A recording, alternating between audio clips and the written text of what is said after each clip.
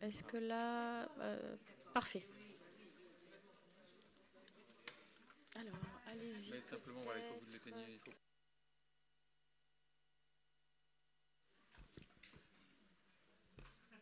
Mesdames et messieurs, bonjour et bienvenue au CIEP, dans la salle Marie Curie du CIEP. Et je souhaite également la bienvenue à ceux qui nous suivent déjà ou qui nous rejoindront à distance pour l'ouverture de cette conférence de comparaison internationale consacrée au décrochage scolaire. Je suis Stéphane Foin, le directeur adjoint du CIEP. Donc, bienvenue à vous toutes et à vous tous. Je salue également Nathalie Mons du CNESCO et le professeur Pierre-Yves Bernard du Centre de recherche et d'éducation de Nantes. Le CIEP est très heureux de participer et d'avoir cette collaboration avec le CNESCO et de votre confiance. C'est la 4e conférence de comparaison internationale, je crois, sur laquelle nous collaborons, et la 3e qui est organisée ici au CIEP. Donc nous sommes vraiment très fiers de participer à ces événements. Améliorer l'éducation, la qualité de l'éducation, ouvrir les systèmes éducatifs vers l'international, développer les comparaisons internationales dans le domaine éducatif, ces éléments qui sont très importants, avec en plus un lien avec la recherche dans le cadre de ces comparaisons, de ces conférences du CNESCO. Ces éléments sont aussi au cœur de ce qu'est le CIEP depuis sa naissance en 1945, et au cœur de son ADN.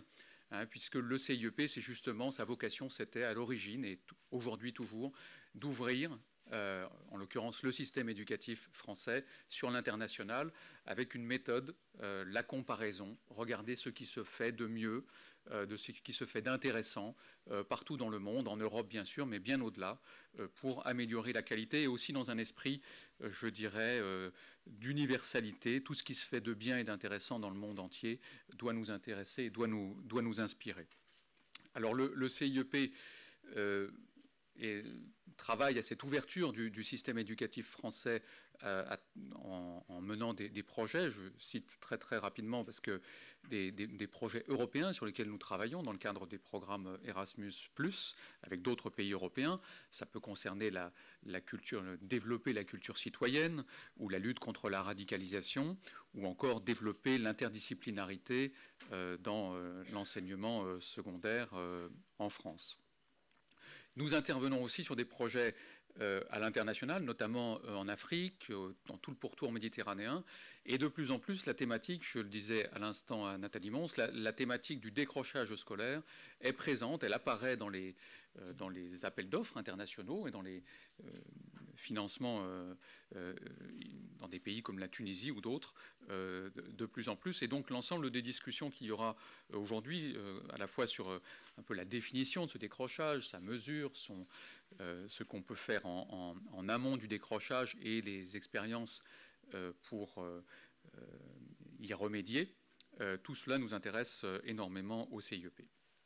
Je voudrais remercier tous ceux qui ont rendu possible cette conférence de comparaison internationale, évidemment les équipes du CNESCO au grand complet, les équipes du CIEP aussi. Je voudrais saluer autour de l'équipe de Nouria Ligante du département coopération en éducation, Lisa Bidanova, notamment, sont nombreuses, Alicia Lecompère et Sadika Ben Slimane.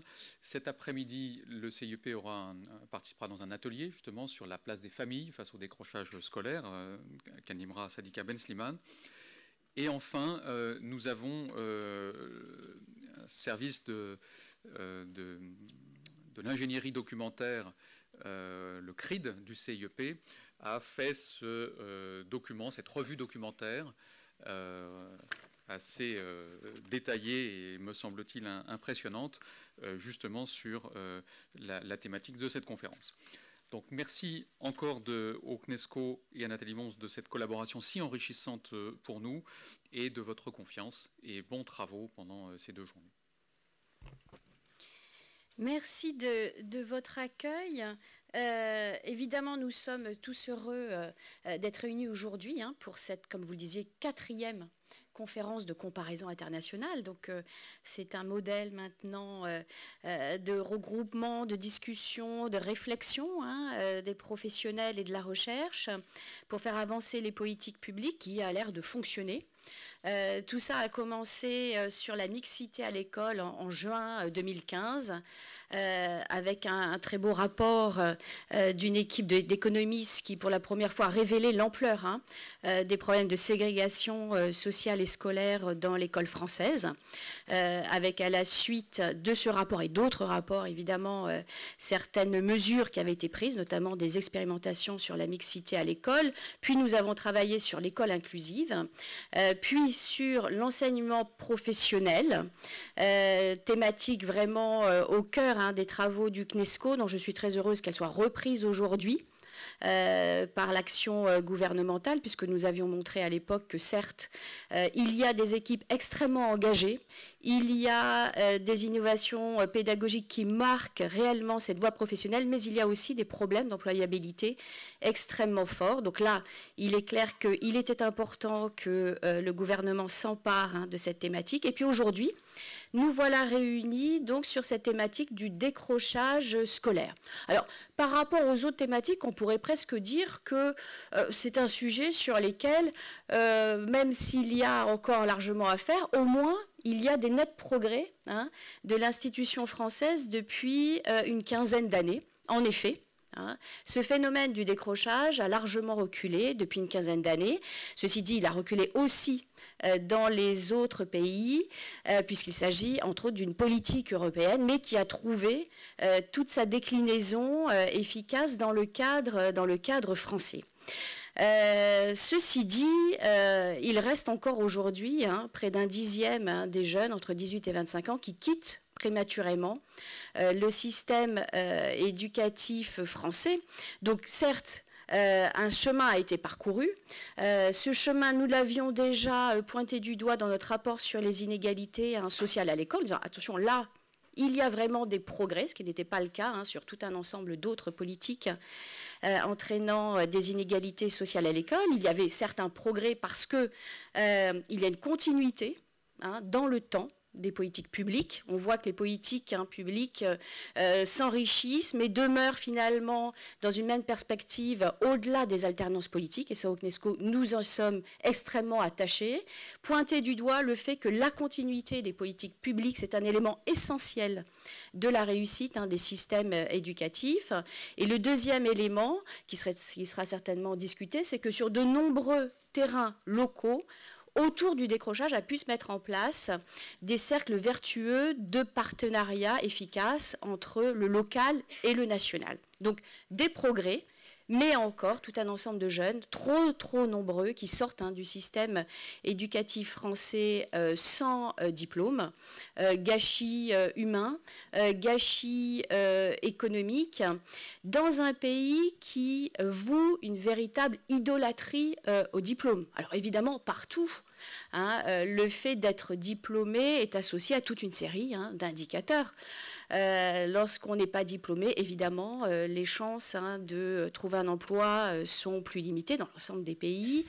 Lorsqu'on n'est pas diplômé, ces réflexions en termes de santé, sur les dimensions aussi politiques, l'abstention, les votes extrêmes, bref, le fait évidemment d'être diplômé joue à la fois sur la vie professionnelle, sur la vie sociale et sur la vie politique.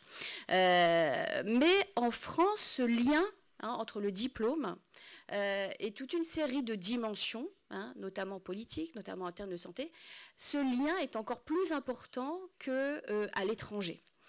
Parce que nous attachons réellement une importance première à ce diplôme. Finalement, la formation initiale en France va conditionner très largement les perspectives de carrière et les collègues étrangers, lorsque j'échange sur certains pédigrés ou certaines présentations de biographie en France, sont toujours étonnés de voir qu'on présente certains responsables politiques, administratifs de haut niveau français, alors qu'ils ont déjà 40 ans ou 50 ans, en soulignant qu'ils sortent de l'ENA, de Polytechnique ou de HEC. Voilà. Donc il y a une véritable emprise du diplôme sur la vie professionnelle, à la fois à travers ces lignées de formation prestigieuses, et puis de l'autre côté, évidemment, c'est le pendant de la pièce, une vraie difficulté à reconnaître les acquis de l'expérience professionnelle. L'un, évidemment, ne va pas sans l'autre. Donc c'est ce dont nous allons largement discuter aujourd'hui. Comment conduire davantage de jeunes à cette diplomation, comment limiter les inégalités dans cette diplomation, comment aussi assurer un raccrochage de ces jeunes. Voilà les thématiques qui vont être au cœur de notre réflexion. Évidemment, on essaiera peut-être de mettre les deux pieds dans le plat en regardant quelle vision nous avons du diplôme. Est-ce que ces diplômes en France ne sont pas trop formatés? Est-ce qu'on a la capacité à reconnaître des acquis de l'expérience? De quelle façon? Comment on s'y prend à l'étranger? Voilà, nous avons la chance d'avoir tout un ensemble de collègues décideurs ou universitaires avec lesquels on va pouvoir échanger pendant 2 jours. Ces conférences sont toujours montées grâce à des partenariats solides. Évidemment, celui du CIUP, c'est un cycle de conférences internationales que nous montons ensemble. Le CREN de l'Université de Nantes, le Centre de recherche en éducation. Donc, Pierre-Yves Bernard reviendra, introduira les ressources. Il a donc été président de cette conférence. Donc, il est très largement à remercier pour la qualité scientifique du plateau qui nous est offert pendant 2 jours, ainsi qu'évidemment tous les intervenants étrangers qui ont accepté de nous donner de leur temps pour nous présenter les recherches étrangères.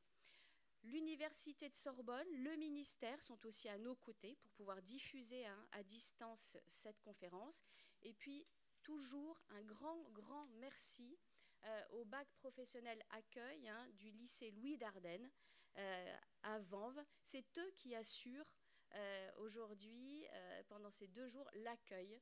Et toujours avec un très haut professionnalisme. On a aujourd'hui des classes de première. Donc, merci à eux. Ils sont indispensables. Je le dis et je le redis, ce sont aussi ces jeunes qui permettent l'organisation de ces conférences. Alors, qu'est-ce que c'est que ces conférences de comparaison internationale? L'idée est bien de pouvoir ensemble, pendant 2 jours, voyager à l'étranger pour regarder ce qui s'y fait, la façon dont on appréhende certains concepts, de façon à, je le dis souvent, pratiquer une sociologie du détour. C'est quoi une sociologie du détour? C'est aller voyager à l'étranger pour essayer de se voir, nous, Français, système éducatif français, d'une autre façon. Alors, on n'est pas toujours dans une logique de bonne pratique. On ne regarde pas toujours à l'étranger ce qui se fait de bien. Je pense qu'en fait, on peut aussi aller regarder à l'étranger ce qui a échoué, parce qu'on a autant à apprendre de ce qui a échoué, de ce qui a fonctionné. L'idée, c'est vraiment de pouvoir se servir de l'expérience acquise à l'étranger, positive, négative, le plus souvent mitigée. Vous allez voir que le monde n'est pas blanc ou noir, il est souvent gris. Il y a souvent des choses qui ont fonctionné, des choses qui n'ont pas trop fonctionné, des résistances qu'on a pu souligner, dont on veut voir comment on peut les dépasser. Voilà. Donc c'est ce monde de l'étranger qu'on va pouvoir aujourd'hui et demain regarder de plus près. Alors pour ce faire, on invite pendant les 2 jours directement des universitaires, des décideurs qui viennent nous faire part de leur expérience étrangère. À côté de ça, à côté de ces plateaux, nous avons un public français, de décideurs français à tous les niveaux, toutes les parties prenantes chargées du dossier, donc éducation nationale, mais pas seulement, parce qu'en fait il y a de moins en moins de politiques scolaires qui n'intéressent que l'éducation nationale. Il s'agit évidemment de sortir de l'institution éducation nationale pour pouvoir travailler le plus efficacement possible avec tout un ensemble de partenaires. Et sur chacun des sujets, on se rend compte que ces partenaires sont évidemment extrêmement nombreux. Alors, le décrochage avec la forte participation des collectivités territoriales est évidemment un bel exemple de ces partenariats qui doivent se développer pour pouvoir assurer une action publique efficace. Donc, ce public est réuni en atelier pour pouvoir nous faire des suggestions de recommandations en vue d'améliorer cette politique de décrochage en France. Comment est-ce qu'on peut continuer à progresser dans cette politique de décrochage? Donc il s'agit de suggestions, évidemment, et non pas de recommandations qui nous sont livrées brutes. Ensuite, on a le comité d'organisation du CNESCO qui va regarder tout ça, hiérarchiser, exemplifier les recommandations qui nous semblent les plus judicieuses. Mais en tout cas, ce qui est important dans ce travail des conférences de comparaison internationale, c'est que certes, il y a un travail d'évaluation qui a été mené en amont, et je vais présenter les ressources qui sont mises à disposition de la réflexion.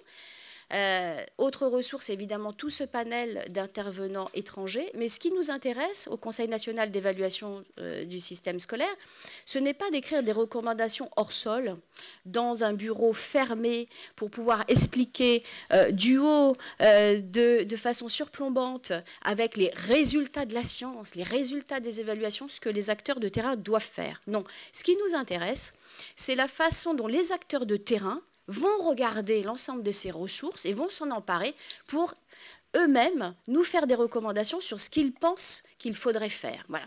C'est une bonne façon, je crois, de ne pas pratiquer une évaluation gendarme, une évaluation hors sol. On voit bien que c'est une évaluation qui vise l'accompagnement. On part finalement de ce qui constitue la réalité du terrain, qui va être éclairée par des ressources intellectuelles pour pouvoir progresser. C'est donc bien là vraiment le cœur, l'objectif de ces conférences de comparaison internationale. Elles peuvent aussi, dans certains cas, créer une dynamique de réseau des décideurs. Et par exemple, la conférence sur la mixité s'est traduite par la création d'un réseau de décideurs autour de la mixité qui, aujourd'hui, mène de façon très opérationnelle des expérimentations. Donc on voit comment, à partir de recommandations, on va aussi sur l'action tout à fait concrète, avec toute une série de développements par des décideurs qui continuent, qui se sont rencontrés dans le cadre de la conférence et qui veulent continuer à travailler ensemble. Donc j'espère que cette conférence aussi fera naître ce réseau de décideurs. Les temps forts, donc nous avons en plénière une série de conférences introductives avec Pierre-Yves Bernard et puis Ariane Bey qui présenteront leurs travaux. Et ensuite, 3 principales plénières thématiques autour des enjeux du décrochage scolaire. Donc là, c'est une bonne façon finalement de faire un petit pas de côté. Comment est-ce qu'on envisage le décrochage? Quels sont les coûts attachés au décrochage?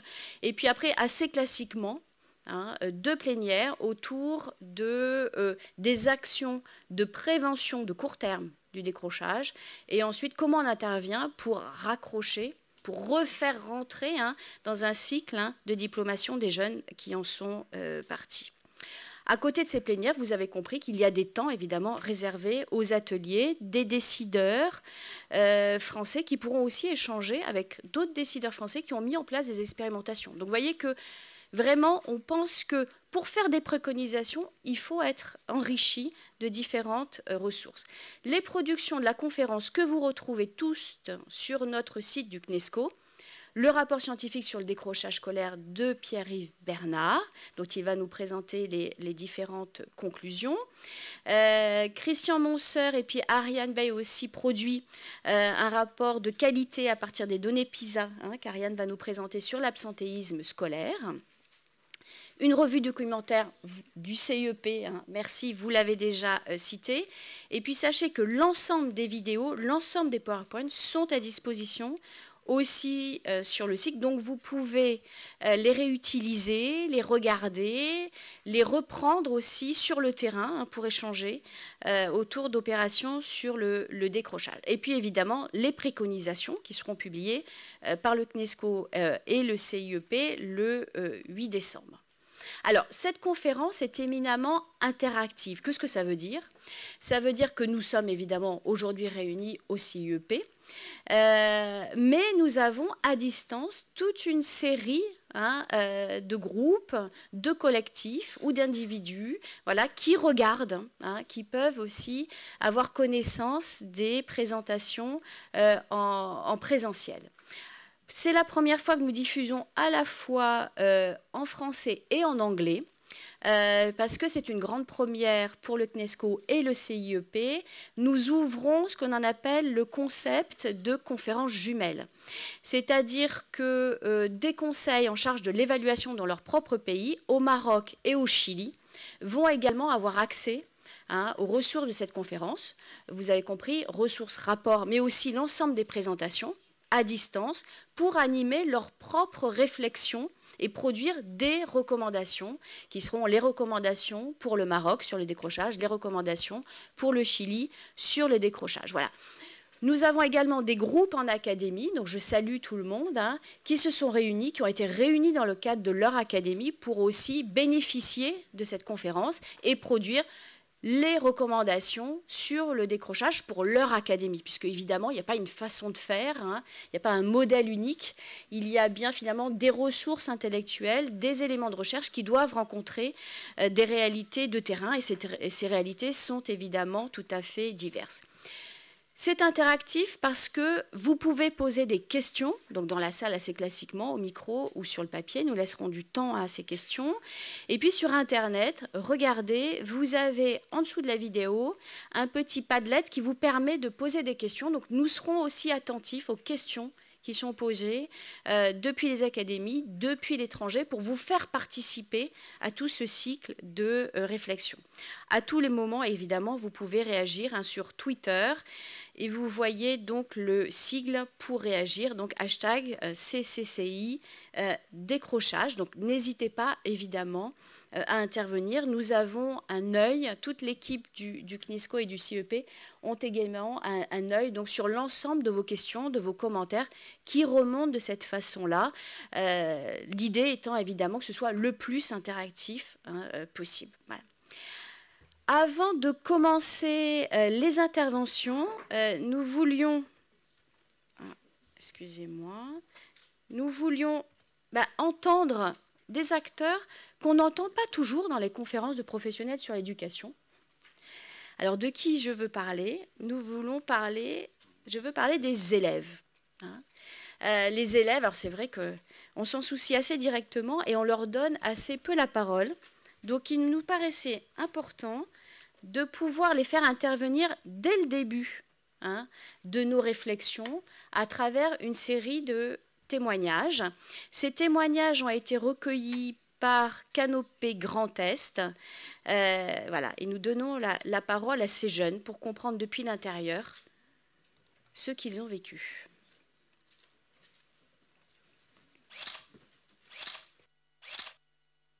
Je m'en foutais en fait de l'école, je m'en foutais royalement. Pour moi c'était une perte de temps. Et je préférais m'occuper, être avec mes potes, m'amuser avec mes potes, enfin... J'étais souvent absent par manque d'envie, manque de motivation.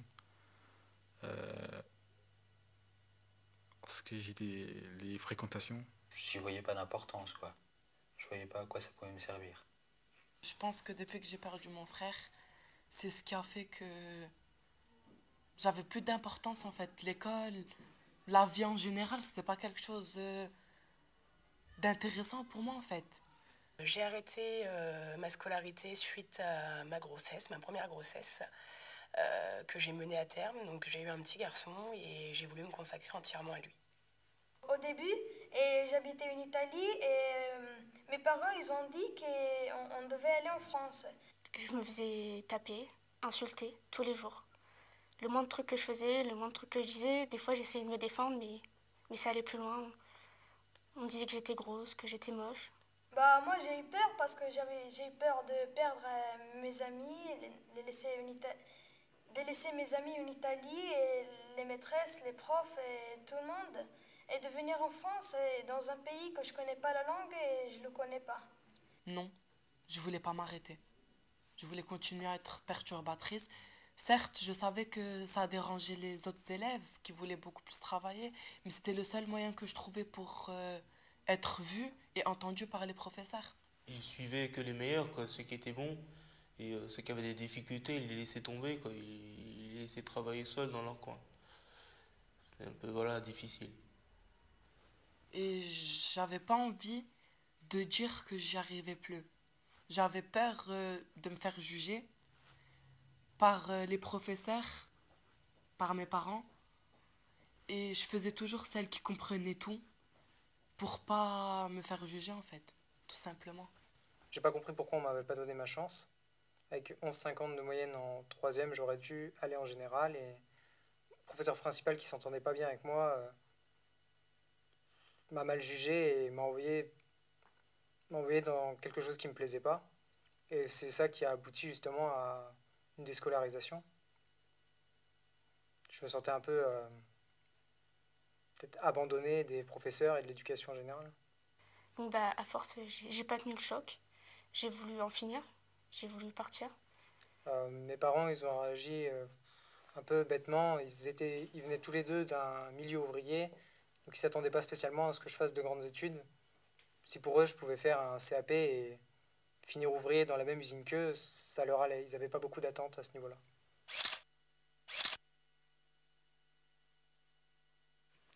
Voilà quelques témoignages qui montrent, je crois, la grande complexité de ce phénomène qui inclut des facteurs individuels, institutionnels. Voilà, donc on va être au cœur de cette complexité pendant 2 jours. En introduction, Pierre-Yves Bernard, comme je le disais, qui est donc professeur à l'Université de Nantes au Centre de recherche en éducation de Nantes, donc le CREN, qui est donc le partenaire scientifique. C'est Pierre-Yves qui a monté à travers l'ensemble de son réseau en association avec le CIEP et l'équipe du CNESCO, l'ensemble des interventions qui nous sont proposées aujourd'hui. Et Pierre-Yves, là, tu vas intervenir sur le décrochage scolaire, la construction d'un problème public en France et à l'étranger. Donc je te laisse la parole. Oui. Tu veux, on va glisser. Ou alors attends, je te laisse peut-être la place. Voilà, vas-y.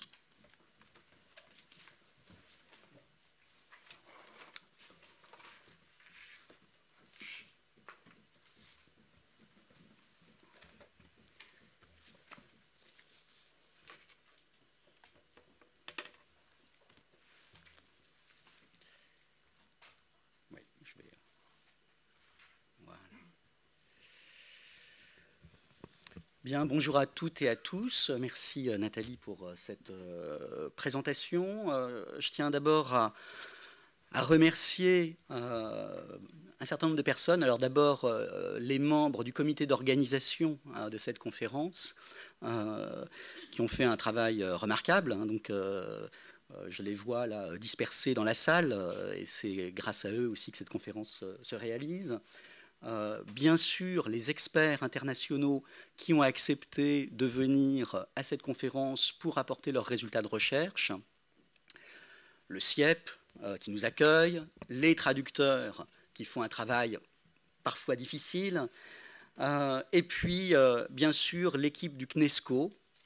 Là, je voudrais nommer quand même quelques personnes. Alors je crois qu'elle n'est pas encore arrivée, mais Agnès Florin, je voudrais la remercier pour sa vigilance tout au long de la préparation de cette conférence. Bien sûr Jean-François Chenet pour son accompagnement de grande qualité.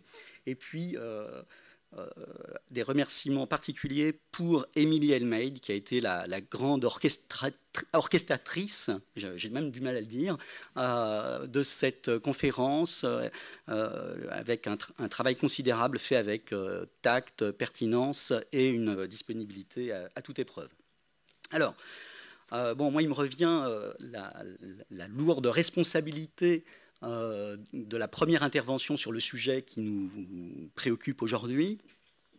J'ai fait le choix, puisque Nathalie, tu parlais du rapport, je ne vais pas parler de l'ensemble du rapport, ce serait un peu long. Le rapport que j'ai réalisé pour la conférence est plutôt une revue de littérature, donc vous pourrez, je pense qu'il n'est pas encore en ligne, mais vous pourrez le consulter à ce niveau-là, mais en 20 minutes, qui est le temps qui m'est imparti et qui passe très vite, je ne peux pas présenter l'ensemble des éléments de ce rapport. Donc j'ai choisi de démarrer cette conférence par un certain nombre de questions simples. Au fond, le décrochage scolaire, de quoi parle-t-on? Donc c'est la question du périmètre, la question de pourquoi s'en préoccuper, pourquoi on en parle. Que sait-on sur le décrochage scolaire? Là, bien sûr, je ne serai amené qu'à donner quelques généralités, hein, puisque le sujet est très vaste. Et puis enfin, quels sont les enjeux? Et cette question-là, je ne la traiterai pas, en fait, hein, puisque c'est le but de la conférence, de répondre à ces enjeux. Et je justifierai ici un certain nombre de choix qu'on a fait pour cette conférence en termes de périmètre des ateliers et des plénières. Alors, ce sont des questions pour lesquelles je ne vais donner que quelques éléments, bien sûr, hein. Les questions sont essentiellement celles qui vont être traitées par les experts, par aussi le travail fait en atelier. Et donc, je me contenterai de quelques éléments, et notamment sur le point de départ, c'est-à-dire pourquoi parler du décrochage scolaire. Alors, avant cela, donc, la question du périmètre, de quoi parle-t-on? Alors on peut constater que c'est une question difficile à traiter, puisqu'il y a une terminologie qui est assez mal stabilisée autour de ces questions, enfin qui se stabilise quand même, puisque là on fait une conférence sur le décrochage scolaire, mais après tout, d'autres termes sont ou ont été utilisés pour désigner des choses à peu près équivalentes, ou en tout cas liées. La notion de déscolarisation, par exemple, alors qui est certes différente, mais qui a pas mal occupé les chercheurs au début des années 2000 en France. La question des sortants précoces, donc ça c'est la désignation européenne. La question des ruptures scolaires, qui est l'expression souvent utilisée par les sociologues pour désigner ce dont on va parler. Alors, on voit bien qu'ici, il y a une difficulté qui est liée au fait qu'on ne parle pas véritablement d'un concept, mais plutôt d'un problème. Et un problème qui se définit essentiellement par son institutionnalisation, par le fait qu'il est pris en charge par l'institution. Il est tellement pris en charge, en France, où on aime bien d'ailleurs institutionnaliser, qu'il y a même une définition officielle du décrochage scolaire, qui est inscrite dans le Code de l'éducation, et qui définit le décrochage scolaire comme une situation, hein, c'est-à-dire comme quelque chose que l'on peut observer à un moment donné. Ce sont les anciens élèves ou apprentis, hein, les anciens apprentis, qui ne sont plus inscrits dans un cycle de formation et qui n'ont pas atteint un niveau de qualification fixé par voie réglementaire. Alors, cette définition, elle est intéressante en tant que telle parce qu'elle fixe l'idée, enfin, elle repose sur l'idée que le décrochage scolaire est un phénomène relatif. Vous voyez, donc la norme qui permet de dire on a décroché ou pas, elle est fixée par voie réglementaire, hein. Et donc aujourd'hui, ce qui est fixé par voie réglementaire, ce sont les diplômes de fin de second cycle du secondaire, hein, c'est-à-dire clairement le CAP ou le baccalauréat. Mais on voit à travers cette définition qu'il pourrait y avoir une autre norme et que cette norme pourrait changer. Alors, l'avantage de cette définition, c'est qu'elle permet de produire des mesures statistiques. On peut déterminer avec une définition alors, qui peut bouger, hein. Je crois que les uns et les autres, en ce qui concerne les experts, reviendront sur ces définitions, et notamment demain, hein, sur, par exemple, la définition européenne par rapport aux définitions administratives en France.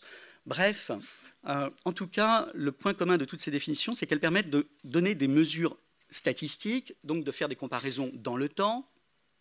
Voilà, c'est ce que tu disais tout à l'heure. On peut essayer de voir comment ça évolue.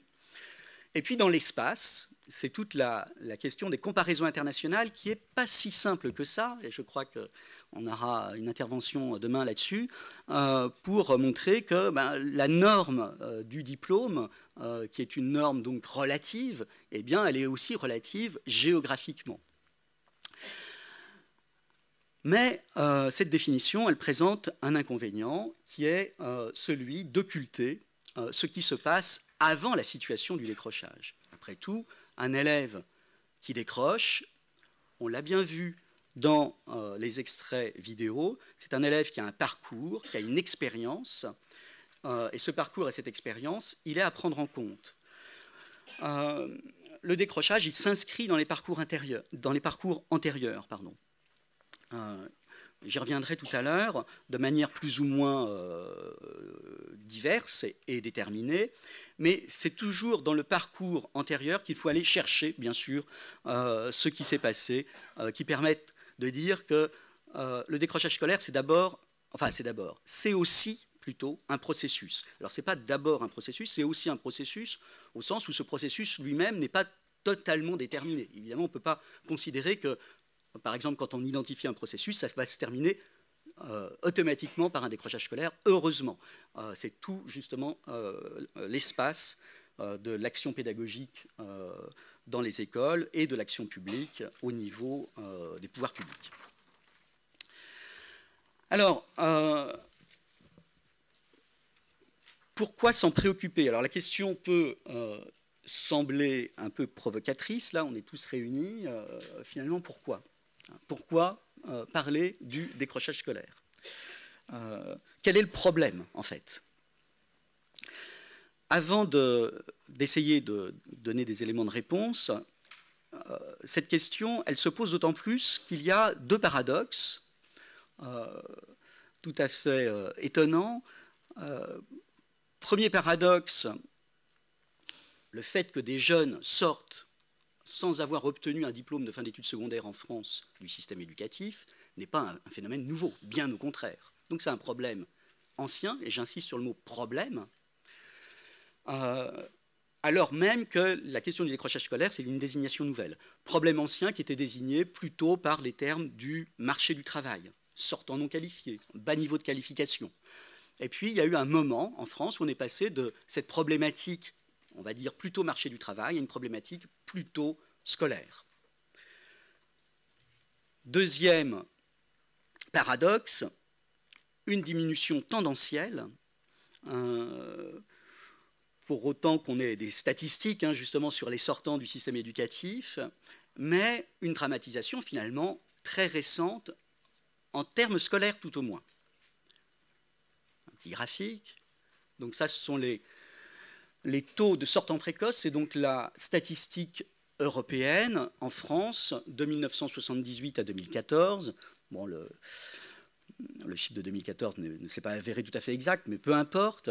Vous le voyez, en 1978, il y avait 41% des 18-24 ans en France qui étaient sortis de l'école sans diplôme. C'était une situation donc d'une très grande banalité. Mais surtout, ce qui est important de souligner, c'est que la diminution, elle a été pratiquement constante jusqu'à la fin des années 90, alors même qu'il n'y avait pas de politique de lutte contre le décrochage scolaire, tout au moins désignée comme telle, en France. On peut remarquer aussi quand même un phénomène de plateau, alors qui peut être lié à quelques problèmes d'ordre statistique, sont les données de l'enquête emploi, donc il y a eu des transformations dans le questionnaire de l'enquête emploi, mais il y a vraisemblablement eu une stabilisation malgré tout dans les années 2000, et puis à nouveau une baisse depuis, on va dire, le début des années 2010, depuis donc finalement assez peu de temps. Alors, donc, comment expliquer ces deux paradoxes? Alors pour cela, il faut revenir un petit peu en arrière, et en particulier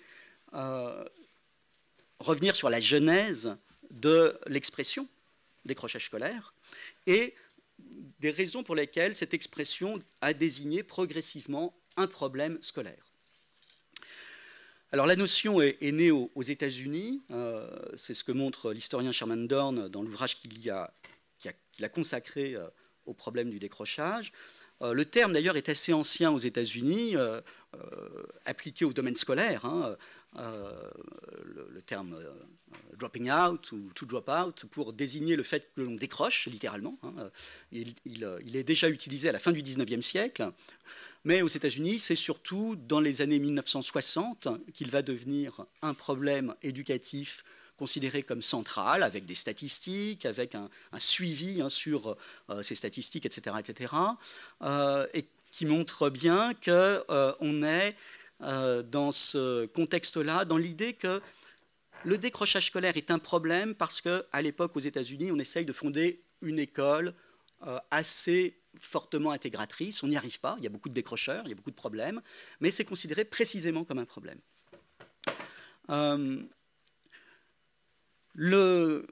L'expression va passer les frontières du Canada, donc avec, comment dire, toujours en anglais, et va être traduite en français en passant au Canada, donc par le contexte québécois, ce que les travaux de Pierre Doret ont montré.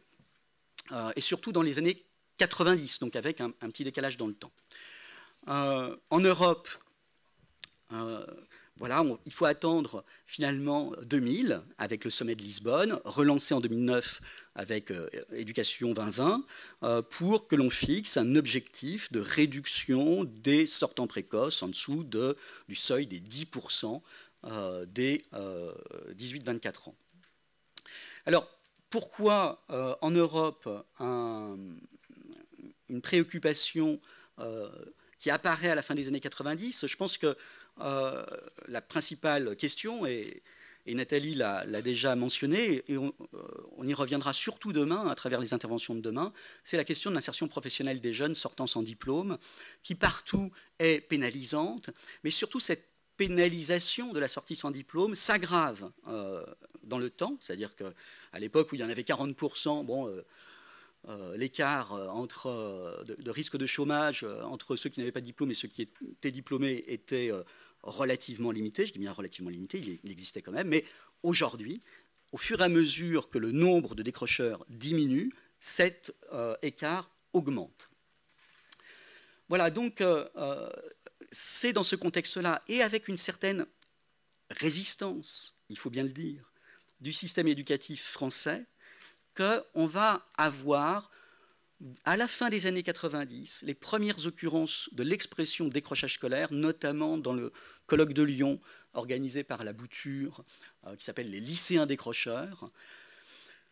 Voilà, progressivement, l'expression arrive, surtout d'ailleurs par les périphéries du système, hein, c'est-à-dire par le monde associatif, par des acteurs qui ne sont pas au départ au cœur de l'administration de l'éducation en France. Et donc, il faut attendre, voilà, 2008 pour que l'expression soit officialisée, si je puis dire, institutionnalisée dans des textes.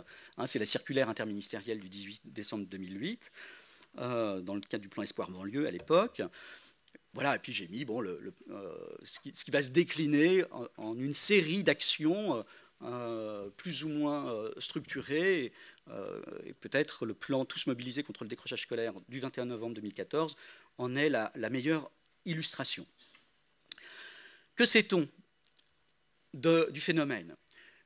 Comme je l'ai dit tout à l'heure, pas mal de choses, notamment par le fait que la recherche anglo-saxonne et en particulier américaine a accumulé beaucoup de résultats sur un problème dont j'ai dit qu'il était à l'agenda aux États-Unis depuis les années 60. Donc vous voyez, ça laisse le temps aux chercheurs de produire des résultats.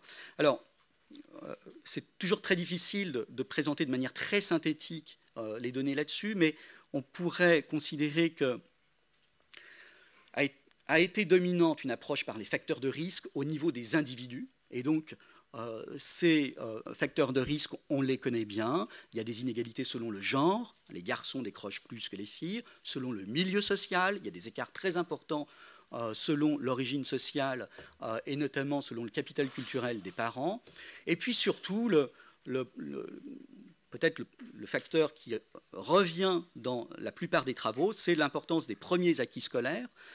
Voilà, qui introduisent l'idée d'ailleurs que finalement, le décrochage scolaire, il faut l'appréhender comme un processus hein, qui peut commencer très tôt. Voilà, donc j'ai cité Rumberger, mais évidemment, il y a beaucoup d'autres revues de littérature sur ces facteurs. J'ai mis 3 petits points parce qu'il y a évidemment beaucoup d'autres choses. L'approche par les parcours, je pense que c'est important de le rappeler dans le contexte de la conférence. On souligne souvent effectivement un parcours qui peut commencer très tôt par des difficultés d'apprentissage, qui va se traduire ensuite par du désengagement scolaire, puis de l'absentéisme, et finalement la rupture. Et donc l'absentéisme est effectivement, je crois qu'Ariane va en parler après, un des précurseurs les plus importants du décrochage scolaire. C'est aussi une expérience du ressentiment scolaire, ce qu'on appréhendait assez peu dans les recherches jusque-là, ce qu'on a bien vu dans les vidéos de tout à l'heure. Et c'est les travaux que j'ai menés avec Christophe Michaud autour des enquêtes auprès des jeunes en situation de décrochage scolaire qui le montrent. Mais c'est aussi la diversité des parcours. Bon, j'ai cité Michel Janos, mais il y a beaucoup de travaux qui montrent que finalement, c'est un phénomène complexe, multifactoriel, et qui peut prendre des voies très différentes, qu'on a vu d'ailleurs aussi dans la vidéo, entre le jeune mal orienté ou celle qui est victime de harcèlement, ou ceux qui, dès le départ, visiblement, avaient de grandes difficultés scolaires. Enfin, un troisième niveau est constitué par les approches contextuelles. Évidemment, les parcours, ce sont des parcours dans des contextes. Et aujourd'hui, donc, on s'intéresse de plus en plus à ces contextes, les contextes territoriaux. Là-dessus, maintenant, il commence à y avoir des travaux en France, notamment les travaux de Gérard Boutseul. Les contextes d'établissement qui ont été très peu explorés par la recherche en France, malheureusement, alors qu'il y a beaucoup de travaux ailleurs. Et donc voilà, je cite quand même le travail qui avait été réalisé par Mehdi Kouaja et Stéphanie Moulet sur ces effets établissements dans l'Académie de Marseille, qui est un travail qui permet de comprendre que ces effets établissements existent, même s'ils sont d'une ampleur limitée par rapport aux facteurs de risque individuels cités plus haut. Je terminerai donc par les enjeux, puisque je vois qu'il ne me reste de toute façon plus qu'une minute, mais ça tombe très bien. L'enjeu, ça a été rappelé par l'introduction de Nathalie, c'est bien sûr d'amener tous les jeunes à une qualification reconnue. La question, c'est comment faire. Donc le travail des ateliers va devoir explorer un certain nombre d'expériences, un certain nombre d'acquis de la recherche, un certain nombre d'interrogations qu'on a choisi d'organiser autour de deux axes. Le premier axe, c'est la question de l'action avant la rupture. Toutefois, on a considéré que dans ce travail-là qu'on allait faire dans la conférence, on n'allait pas remonter très loin dans les actions de prévention. Pourquoi? Parce que le CNESCO a déjà produit de nombreux travaux sur ce qui se passe très en amont dans le parcours scolaire des individus, c'est-à-dire les questions, par exemple, d'apprentissage de la lecture, de la numératie, la question des pratiques pédagogiques, etc. etc. Donc, agir avant la rupture, c'est agir, au fond, quand les premiers signes de décrochage se manifestent. Par exemple, l'absentéisme. Le deuxième axe que l'on a choisi de mettre en avant, c'est ce qui se passe après. Comment accéder autrement à la qualification? C'est un axe pour lequel il y a beaucoup de professionnels en France. Dans le rapport que j'ai fait pour cette conférence, je montre que, au fond, les politiques dites de compensation, si on prend le vocabulaire européen, ou de remédiation, si on prend le vocabulaire français, sont très importantes en France, notamment liées au fait qu'on a eu une conception pendant très longtemps du traitement de ces questions-là autour du marché du travail. C'est donc le développement des missions locales, de tout l'accompagnement des jeunes autour de ça. Voilà, et je pense qu'aujourd'hui, avec la scolarisation de ce problème, il est important de réinterroger ces accès alternatifs à la qualification. Voilà, j'en dis pas plus. Je crois que mon temps est écoulé. Je vous remercie de votre attention.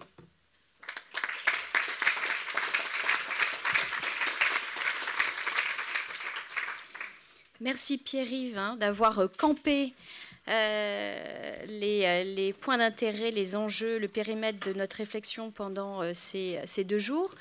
Donc, je donne maintenant la parole à Ariane Bey, qui a travaillé donc avec Christian Monseur. Tous les deux sont de l'Université de Liège.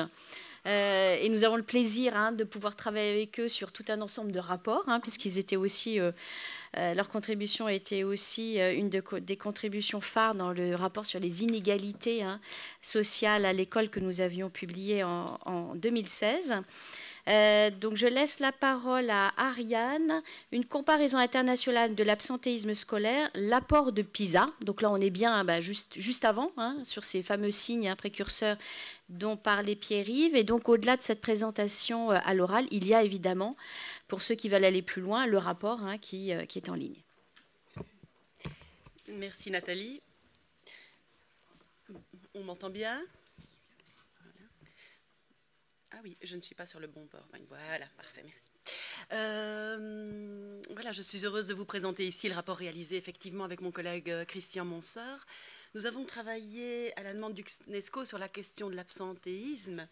Et je vous présente ici effectivement quelques éléments marquants du rapport qui fera une 70aine de pages, pardon.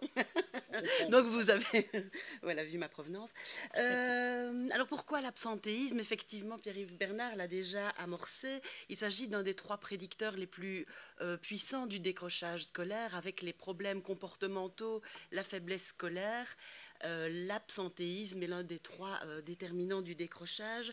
On constate dans des suivis longitudinaux combien les futurs décrocheurs ont un parcours bien plus émaillé d'absentéisme que leurs condisciples. Et dans certaines études, les jeunes mentionnent eux-mêmes l'absentéisme de journées entières de cours, d'école, comme un des facteurs qui a entraîné le décrochage.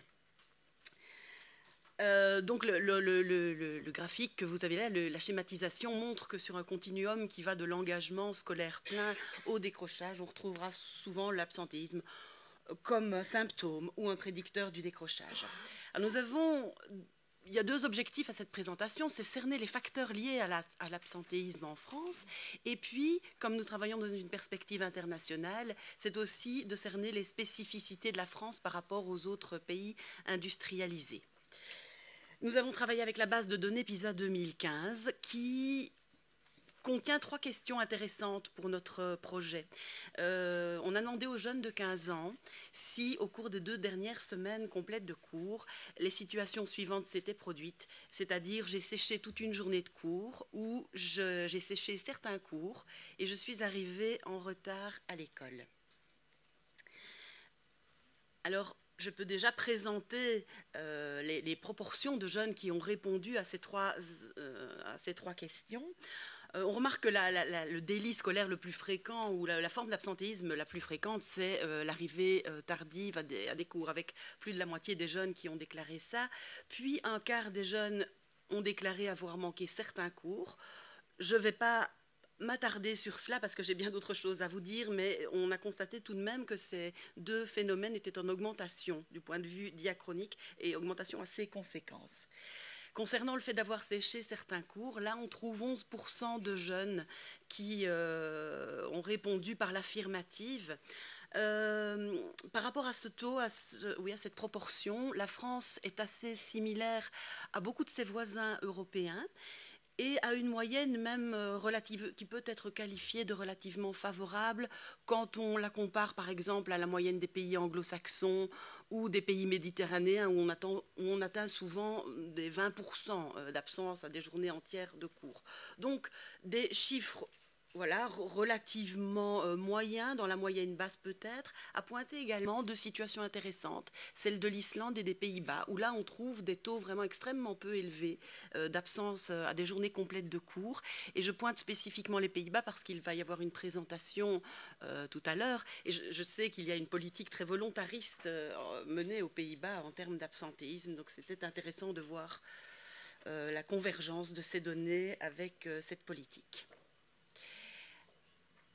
Alors, pour en venir au cœur de l'analyse, au final, ma présentation ou la modélisation finale à laquelle j'arriverai va inclure 17 facteurs, 17 variables pouvant influencer l'absentéisme lourd, l'absentéisme de journée entière, qui sera la seule variable à laquelle je m'intéresserai dans la suite de cette présentation. Mais je vais vous montrer le processus des modélisations successives que nous avons menées, parce que si je vous montrais directement l'analyse finale, on pourrait croire que les facteurs socio-économiques n'ont pas d'impact sur l'absentéisme, ce qui est complètement faux, mais donc on va y aller progressivement pour voir le processus à l'œuvre. Alors si, en dehors même de la question de l'absentéisme, on introduit le niveau socio-économique, le risque de fréquenter un établissement défavorisé si on est soi-même issu d'un milieu défavorisé, eh bien, ce risque est de 5,21. Donc un élève défavorisé aura 5,21 fois plus de risque de fréquenter un établissement défavorisé qu'un condisciple plus favorisé. Donc ça, c'est l'impact du niveau socio-économique individuel sur le type d'établissement fréquenté. Et la France fait partie des pays où ce risque est le plus élevé. Donc là, on a le tableau général que vous connaissez d'une situation socialement clivée en France. Maintenant, je veux connaître, nous avons voulu savoir quel est l'impact respectif du niveau socio-économique individuel et du niveau socio-économique de l'établissement fréquenté dans l'explication de l'absentéisme.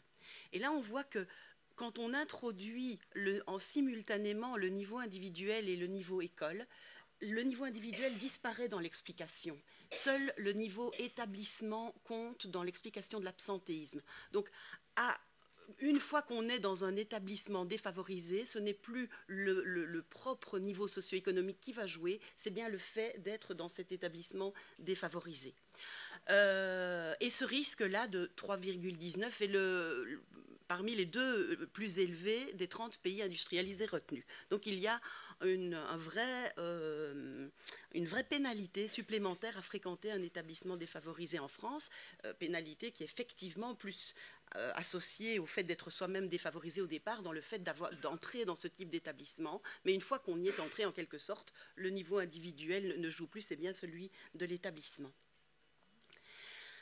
Ensuite, nous avons ajouté le niveau de performance de l'élève. On le sait, la performance scolaire est un prédicteur puissant du décrochage. Et donc, au-delà de ce niveau socio-économique, il fallait absolument introduire également la part de la faiblesse scolaire personnelle et aussi l'explication proposée par le fait d'être dans un établissement faible dans l'explication de l'absentéisme. Et là, que ce soit en France ou dans tous les pays industrialisés retenus dans l'analyse, on trouve que l'effet de la performance scolaire prédomine sur l'effet de l'origine sociale ou du statut du niveau socio-économique de l'école. Donc, même s'il y a un déterminisme social à l'œuvre en France, il est, une fois cette situation campée, eh bien, à l'intérieur d'établissements socio-économiquement comparables, c'est bien le niveau personnel, c'est bien le niveau de performance de l'élève qui va expliquer davantage l'absentéisme. Donc, ce sont les élèves faibles à l'intérieur des établissements qui ont tendance à s'absenter davantage. Et c'est dans les établissements les moins performants qu'on va plus s'absenter, plus que dans les établissements défavorisés, même s'il y a bien sûr une relation entre les deux.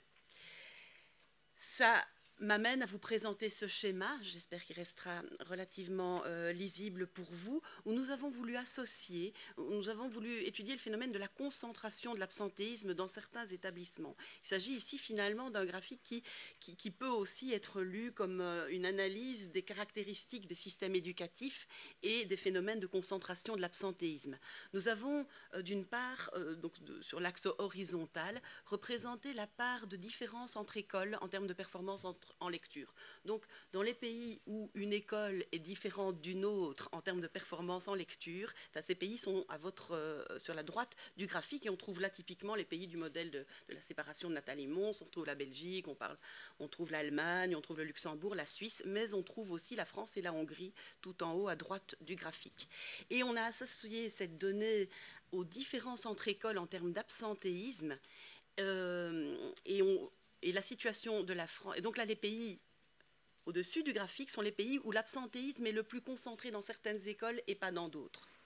Et vous avez en France et donc très singulièrement par rapport aux autres pays inclus dans l'analyse, une situation où on a un clivage en termes de performance entre écoles associé à un clivage en termes d'absentéisme.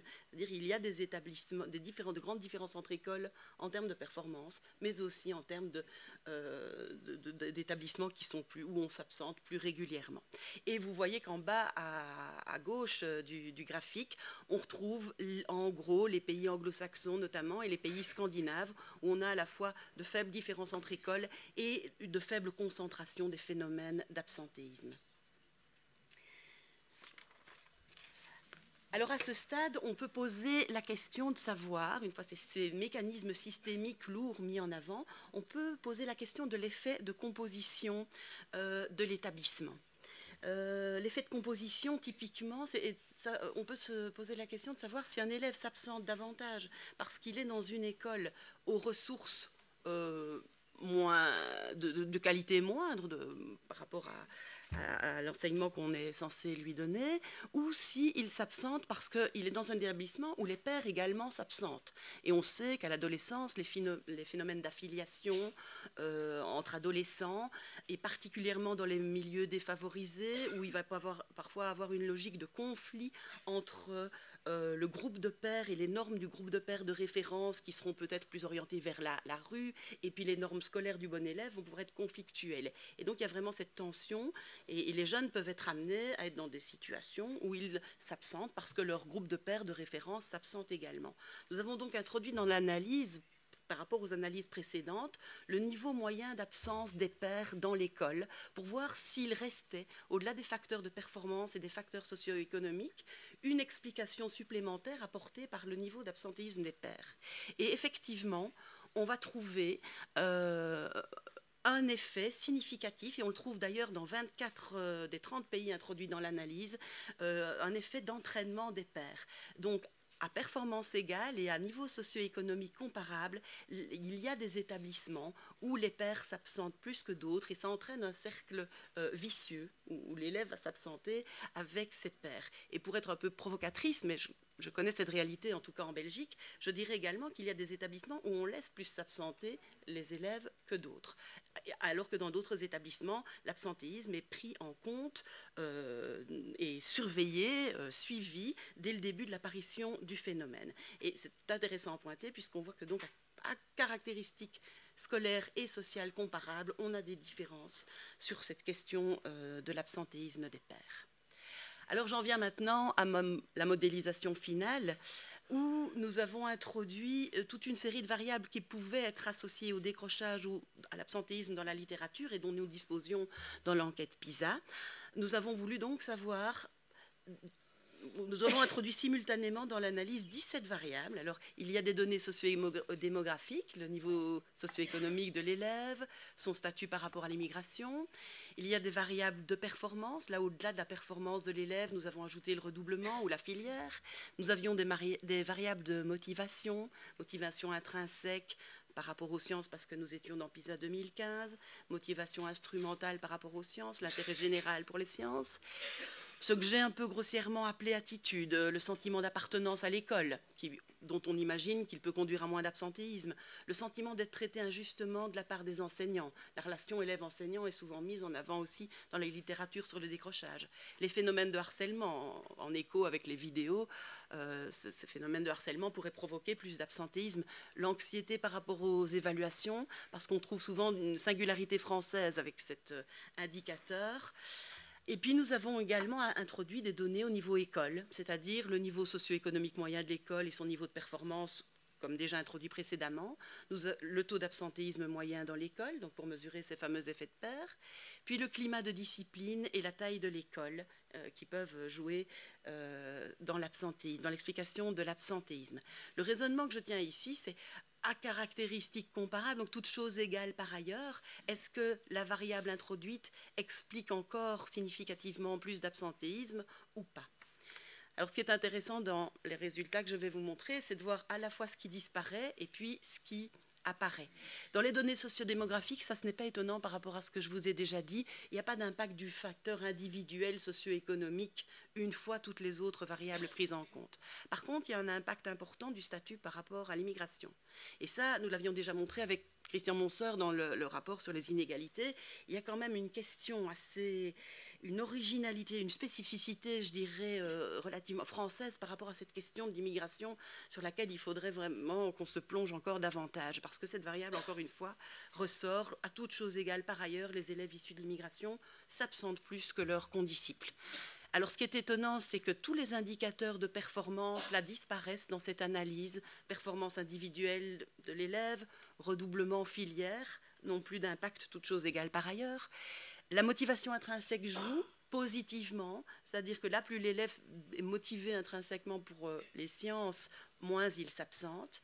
Et puis, ce qui est très intéressant, c'est de voir ces 4 facteurs intervenir significativement. Le sentiment d'appartenance à l'école, qui est positivement lié à moins d'absentéisme, donc il joue dans le sens attendu. Plus un élève se sent affilié à son école, moins il s'absente, toutes choses égales par ailleurs. Le sentiment d'être traité injustement par les enseignants.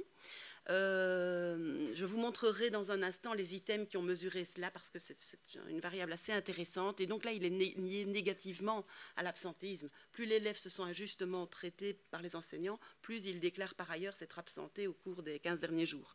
Le harcèlement, en écho avec la vidéo, effectivement, conduit être victime de phénomènes de harcèlement conduit à s'absenter plus régulièrement. Et être anxieux par rapport aux évaluations, ici, a un impact positif. Les élèves qui se déclarent les plus anxieux par rapport aux évaluations nationales s'absentent moins. Au niveau des facteurs écoles, seul le taux d'absentéisme des pairs continue d'être significatif. Donc là, le niveau socio-économique, le niveau de performance de l'école n'interviennent plus dans l'explication, ni le climat de discipline, ni la taille de l'école. On aurait pu penser que dans des petites écoles, on s'absente moins, ce qui est parfois relevé dans la littérature. Mais ici, toute chose égale par ailleurs, c'est ce facteur qui, encore une fois, intervient. Et donc, je voudrais insister pour conclure sur deux indices Avant ça, pardon, je vais vous repointer tout de même les spécificités de la France. Spécificité de la France par rapport aux autres pays inclus dans l'analyse, c'est cette absence de la performance sur le risque d'absentéisme. Ça, c'est tout de même assez rare. Dans de nombreux pays, la performance de l'élève a tout de même un impact sur l'absentéisme. Cet effet important du statut d'immigration sur le risque d'absentéisme, je vous disais que la France était relativement singulière, elle l'est, mais avec des pays tout de même voisins. C'est pour ça, il est très dommage que les données PISA ne permettent pas en France d'aller un peu plus loin dans le fait de creuser cette question de l'immigration, mais en tout cas, en Belgique, en Suisse, en Autriche, en Allemagne et au Luxembourg, on retrouve cet effet qu'on trouve particulièrement élevé en France concernant la variable immigration. Et on retrouve aussi en France des effets particulièrement élevés pour les variables sentiment d'appartenance à l'école, motivation intrinsèque, sentiment d'être victime d'injustice de la part des enseignants et taux d'absentéisme des pairs. Donc par rapport aux autres pays, ces effets sont plus élevés en France. Cette variable, le fait d'être victime du sentiment d'injustice de la part des enseignants, je vais y insister, parce qu'il a, après le statut de l'immigration, l'impact le plus important, et 2, parce que c'est assez inédit, mais on a trouvé cet effet significatif de cette variable dans les 26 pays retenus dans la comparaison ici. Donc au niveau international, et ça je pense que c'est la première fois qu'on le montre, ce sentiment reste significatif une fois contrôlé par tant et tant de variables susceptibles d'impacter l'absentéisme. Et il a été mesuré, alors je l'ai appelé sentiment d'être victime d'injustice de la part des enseignants, mais on voit que ça va plus loin. Les professeurs ont moins souvent fait appel à moi qu'aux autres élèves. Les professeurs m'ont noté plus sévèrement que les autres élèves. J'ai l'impression que les professeurs pensaient que je suis moins intelligent que je ne le suis vraiment. Ça fait écho à un des témoignages. Les professeurs m'ont puni plus durement que les autres. Les professeurs m'ont ridiculisé devant d'autres personnes. Et les professeurs m'ont dit quelque chose d'insultant devant d'autres personnes. C'est ce qu'il y a derrière ce sentiment d'injustice de la part des enseignants. Et j'en arrive maintenant aux conclusions, en insistant sur 2 variables qui finalement sont une histoire de relations humaines aussi, et sont une histoire d'éléments qui peuvent, à mon sens, être travaillés dans les établissements. L'absentéisme des pairs, qui est bien la relation de l'élève avec ses condisciples, et ce facteur d'injustice, de sentiment d'inégalité de traitement dans la relation élève-enseignant sont des choses qui ressortent des relations humaines qui se passent à l'intérieur des écoles, qui sont donc, à mon sens, qui relèvent sans doute de politique globale, mais aussi de politique locale. Il y a des projets qui travaillent, notamment dans les pays anglo-saxons, des projets qui travaillent, par exemple, l'établissement de règles communes où tout le corps enseignant, et y compris jusqu'au personnel d'entretien, doit travailler dans le même sens, dans la définition des règles, des sanctions et des récompenses. Je pense qu'on n'a pas encore mesuré si ce type de projet pouvait réduire ce sentiment d'inégalité de traitement, mais potentiellement, je pense qu'il travaille également cela. Et je pense aussi qu'on ne peut pas, en tant que chef d'établissement, fermer les yeux sur l'absentéisme dès qu'il se produit, puisqu'alors on prend le risque de renforcer ce cercle vicieux qu'on observe avec ce fameux effet de pair. Et puis les premières analyses montrent, mais ça c'est une histoire de politique plus générale, je pense, l'intérêt ou les conséquences des situations de pays où l'enseignement, où les écoles sont particulièrement ségrégées ou particulièrement différentes les unes des autres. Ça a des conséquences, y compris dans le fait d'être dans un établissement où on va plus avoir de chances de s'absenter. Voilà, je vous remercie pour votre attention.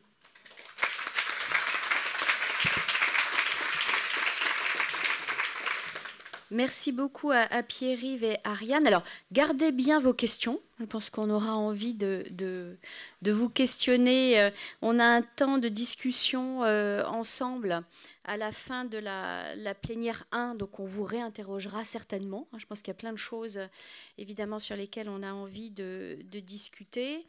Tout ça fait lien avec, malheureusement, certains travaux précédents, vous le voyez, sur les problèmes de mixité. On voit bien que ces problèmes de mixité ou de ségrégation se réinvitent régulièrement durant leur dernier rapport sur la qualité de vie à l'école et la restauration.